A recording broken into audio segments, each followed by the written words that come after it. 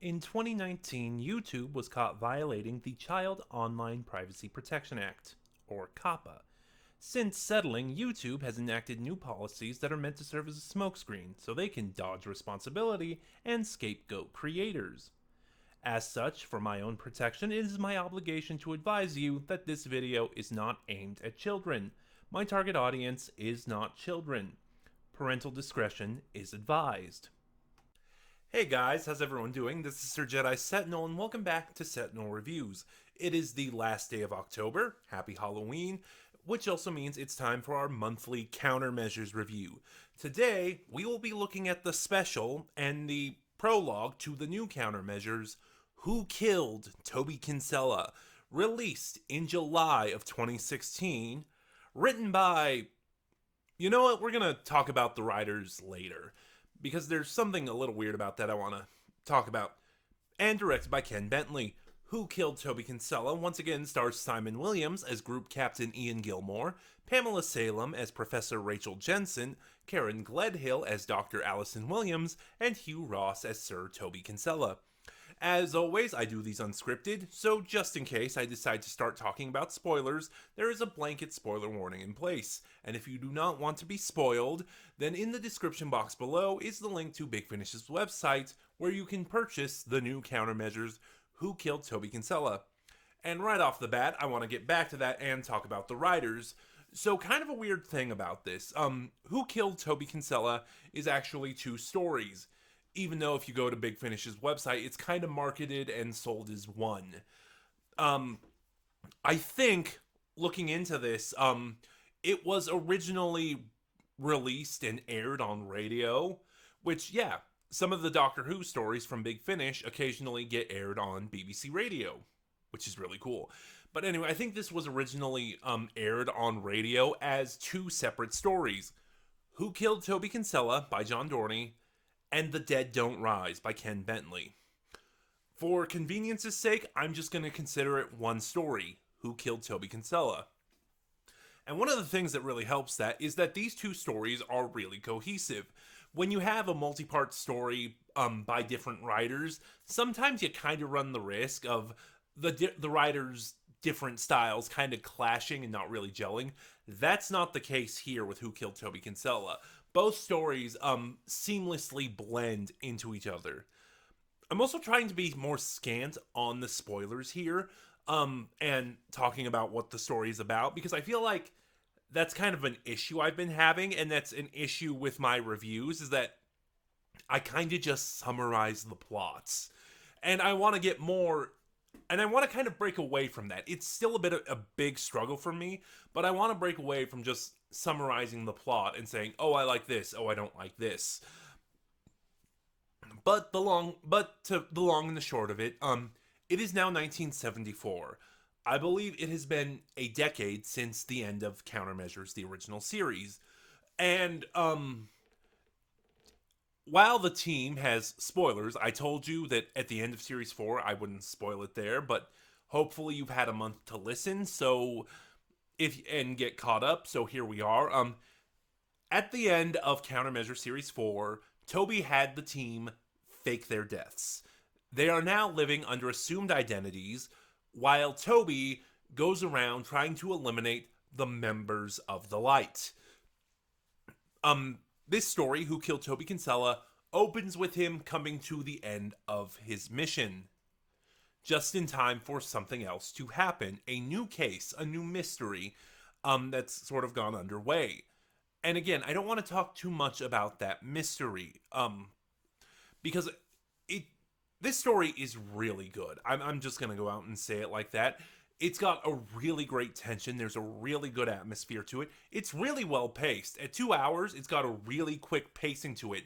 Not so quick that anything feels rushed, because nothing does. But you know, by the time you reach the end, it's like, that was 2 hours. That was fast.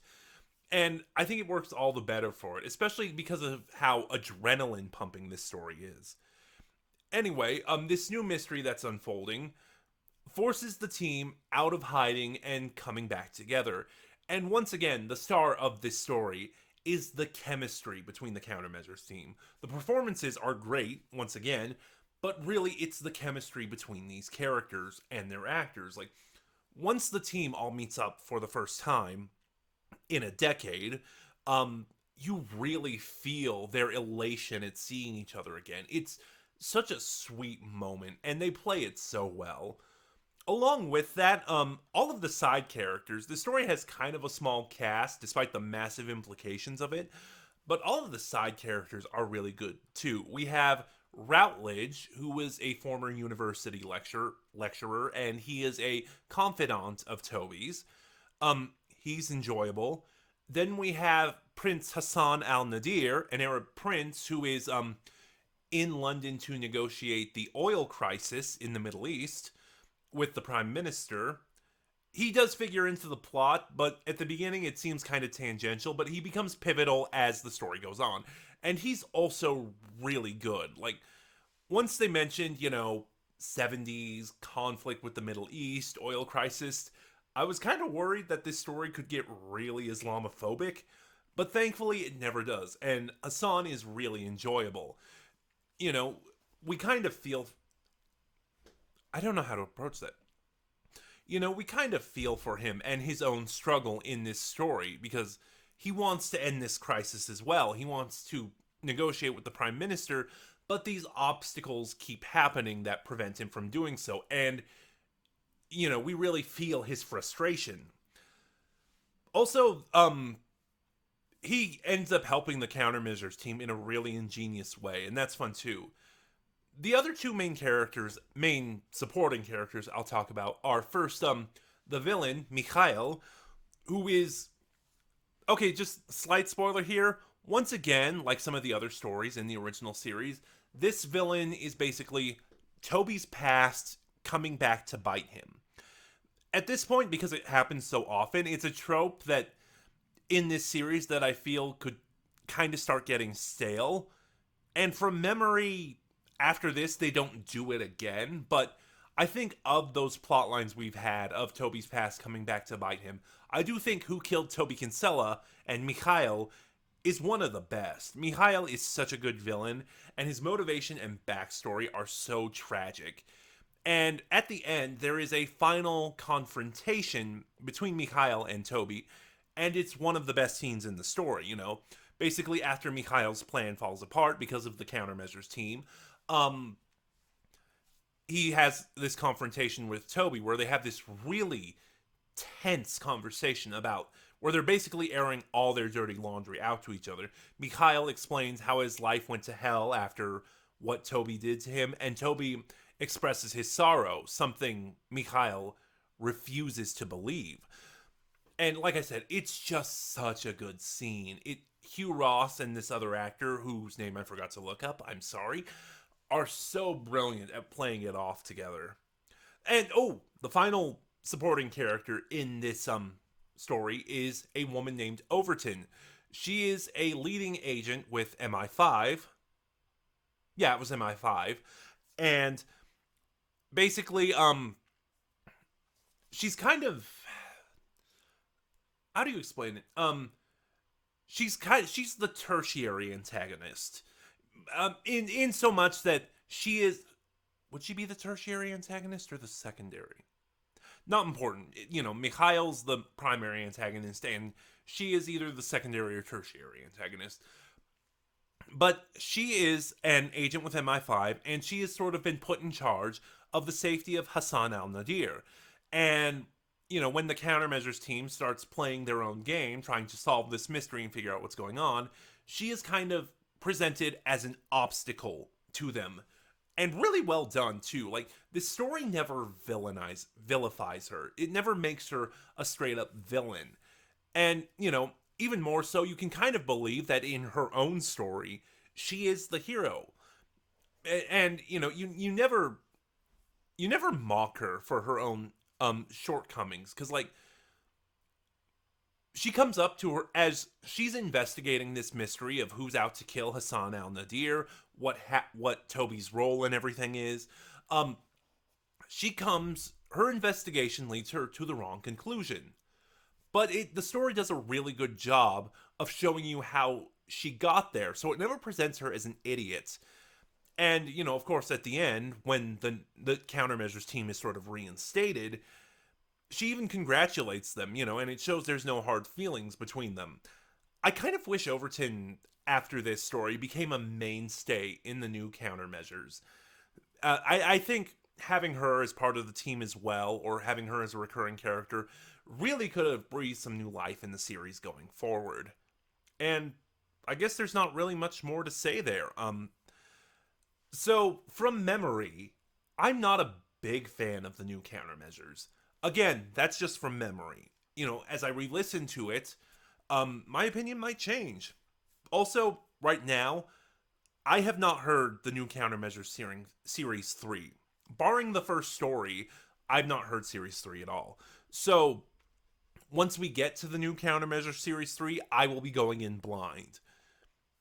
But no, my problem with the new countermeasures is it's okay. There are some highlights, but the series never seems to hit the highs that the original series hit.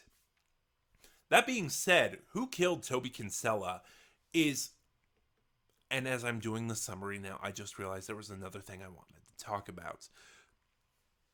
Okay, so, and one thing I really like about this story is just how it breaks from the formula of a countermeasure story. Because Ian, Allison, and Rachel are supposed to be dead, they don't have access to the resources they used to have. They don't have, via Toby, the government backing. Excuse me, I'm a little phlegmy right now.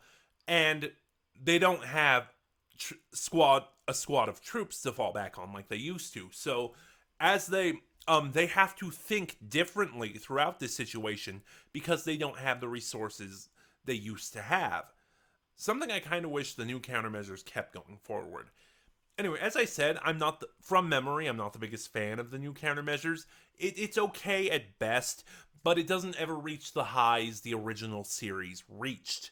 And like I said, that's from memory, so who knows, maybe re-listening to them will change my mind. That being said, Who Killed Toby Kinsella is a highlight of the series. Not just a highlight of the new countermeasures, but a highlight of countermeasures overall. And I do definitely recommend listening to it. And, well, really that's all there is to say. Have you heard the new countermeasures, Who Killed Toby Kinsella, yet?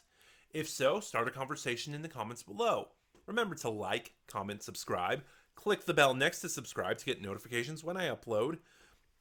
Join me next month when we will be looking at the series proper with the new Countermeasures Series 1.